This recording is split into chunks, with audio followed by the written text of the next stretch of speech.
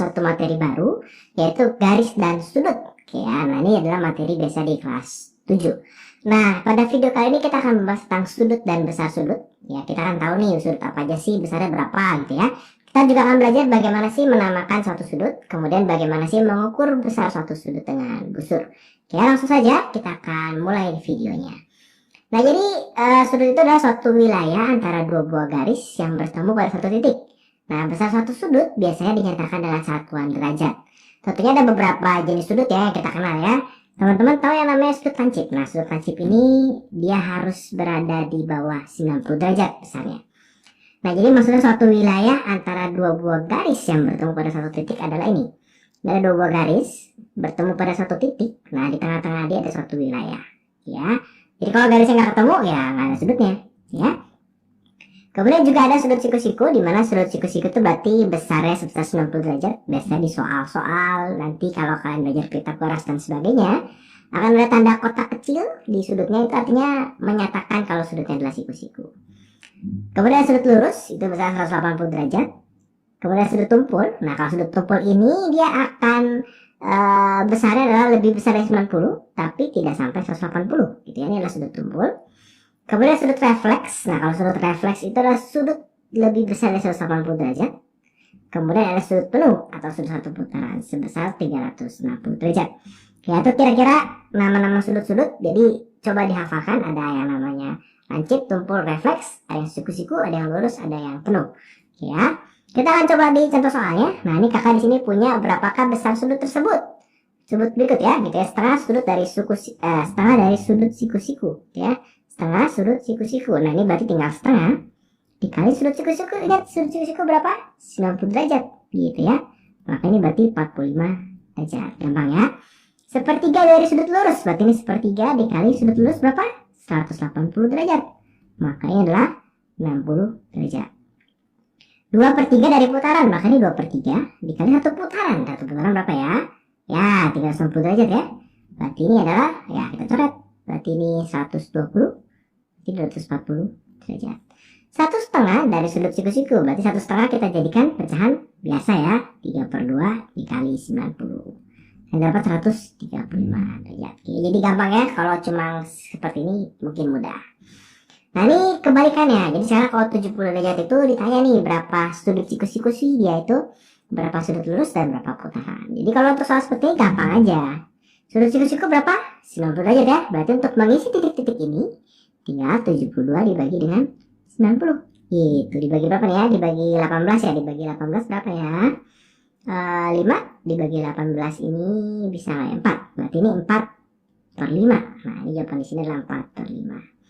Ya, berapa sudut lurus ya? Berarti tinggal 72 dibagi dengan 180 derajat gitu. Berarti nanti akan dapat nih 4/10. Kenapa? Dibagi tetap 18 nih. Dibagi 18 jadi 10 jadi 4 gitu ya. Atau jadi 2/5. Ya. Satu putaran ini gimana? Oh, sama aja. Tinggal 72 dibagi satu putaran 360 gitu ya. Berarti ini nanti akan dapat 4/20 atau berapa nih? 1/5 gitu ya, 1/5 ya. Nah, seperti itu kita akan coba lagi. Misalkan untuk yang 135, berarti ini tinggal 135 dibagi dengan 90 gitu ya, tinggal disederhanakan. Yang sudut lurus gimana? Oh, sudut lurus berarti tinggal 135 dibagi 180 gitu. Ini dibagi 45, ini 3/2. Nah, ini dibagi 45 berarti berapa nih? 3/4 gitu ya. Ini 3/2, ini 3/4. Dengan satu putaran gimana? Oh, berarti tinggal 135 dibagi 360 gitu ya. Berarti ini jawabannya adalah dibagi 45 3, dibagi 45 ini adalah 8. Oke, 3/8 ya. Jadi mudah. Nanti kalian coba lagi nih soal-soal yang ini seperti apa jawabannya ya. Caranya gampang banget. Berarti kalau 300 berapa sekali dari sudut siku-siku, berarti tinggal 300/90 ya. 320 berapa kali dari sudut lurus, berarti tinggal 320 dibagi 180. Oke. Nah, ini bisa juga guru kalian akan menanyakan termasuk sudut apa sih sudut-sudut berikut. Apakah sudut lancip, sudut tumpul, atau sudut refleks. Nah, gimana cara menghitungnya? Ya kita tinggal hitung aja sebetulnya kira-kira berapa derajat gitu ya. Berarti 6/7 kali sudut siku-siku, berarti 6/7 dikali 90 derajat. Nah ini pasti masih di bawah 90 derajat. Boleh kalian hitung, boleh kita memakai sedikit logika. Nah logikanya bagaimana? Kita coba lihat kalau sudut siku-siku gitu ya, kalau sudut siku-siku, kalau angkanya masih di bawah 1, oke ini pasti sudutnya lancip nih. Karena pasti di bawah 90. Tapi kalau angkanya di atas 1, nah kita perlu lihat apakah masih angkanya di bawah 2 gitu ya. Jadi kalau misalkan dia antara 1 dan 2, nah ini kalau masih begini, nah ini pasti akan menjadi sudut tumpul gitu ya. Kalau lebih dari 2 akan menjadi sudut refleks. Nah cara gampangnya sebetulnya, cara amannya kita tinggal hitung aja nih, 6/7 kali 90 itu berapa sih gitu ya. Coba kakak coba hitung ya. Kalau kita hitung, dia adalah hasilnya 77, sekian derajat. Nah ini pasti sudutnya lancip ya. 3/5 dari sudut lurus berarti ya tinggal kita hitung 3/5 dikali dengan 180. 180 dibagi 5 berapa nih ya? 36 ya. Benar ya, 36. 36 dikali 3 itu berarti adalah 90 berapa tuh? 90 108 ya. Nah ini berarti kan antara 90 dan 180. Makanya adalah sudut tumpul gitu ya. 2/11 dari putaran penuh berarti tinggal kita hitung aja, 2/11 dikali dengan 360. Nah ini angkanya agak jelek, nanti hasilnya adalah 65 derajat. Nah berarti adalah sudut lancip gitu ya. Oke. Sekarang ini 1/7 sudut lurus, berarti kita jadikan pecahan biasa. Berarti ini 8/7 ya. Nah ini berarti 8/7 dikalikan sudut lurusnya berapa? 180 gitu ya. Nah ini pasti di atas 180 nih, hasilnya itu adalah 205, sekian derajat. Nah ini adalah sudut refleks. Nah kenapa termasuk sudut refleks? Karena dia sudah lebih besar dari 180 derajat ya. Jadi kalau berkaitan dengan besar sudut ya, jadi macam-macam sudut biasanya soal-soal akan seperti ini gitu ya. Oke, sekarang kita akan belajar bagaimana sih menamakan suatu sudut gitu ya. Suatu sudut bisa biasa dinamakan dengan urutan 3 buah titik. Nah kenapa ini penting? Biasanya nanti kalau di materi-materi selanjutnya gitu ya, untuk di garis-garis jajar, bisa juga untuk di bangun datar, bangun ruang. Nah ini akan sangat penting nih urutan kita menyebutkan sudut itu ya. Nah dengan urutan 3 buah titik, di mana titik yang tengah adalah pusat dari sudut tersebut. Gimana sih maksudnya? Yuk kakak contohkan langsung. Misalkan kakak mau melihat sudut nomor 1 ya, dia ada di titik B, maka sudut nomor 1, nah ini adalah sudut itu lambangnya bisa tulis begini, B nya itu pasti di tengah. Tinggal kita lihat apakah apa sih yang ada di perpanjangan si B ini gitu ya. Oh ada si A, ada si D, makanya sudut A B D gitu ya. A B D, oh tengah-tengahnya B. Oke. Atau bisa juga sudut A B C, A B yang di tengah-tengah C. Oh berarti sudut B yang diapit oleh A dan C gitu ya.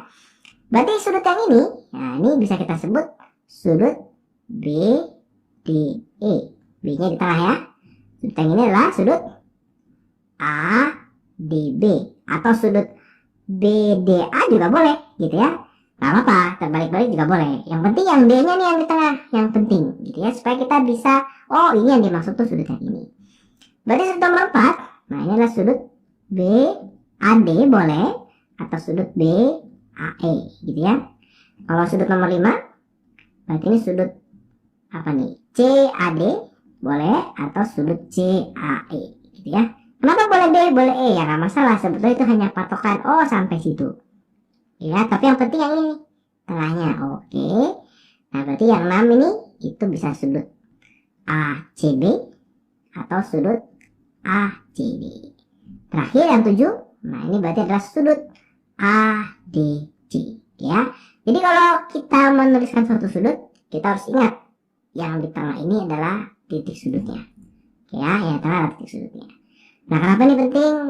Jadi kalau kalian nanti dikasih tahu di soal nih, sudut ABC sama dengan 60 derajat. Nah berarti B nya itu yang di tengah nih. Oke, berarti oh ini ABC oh ini 60 derajat ya.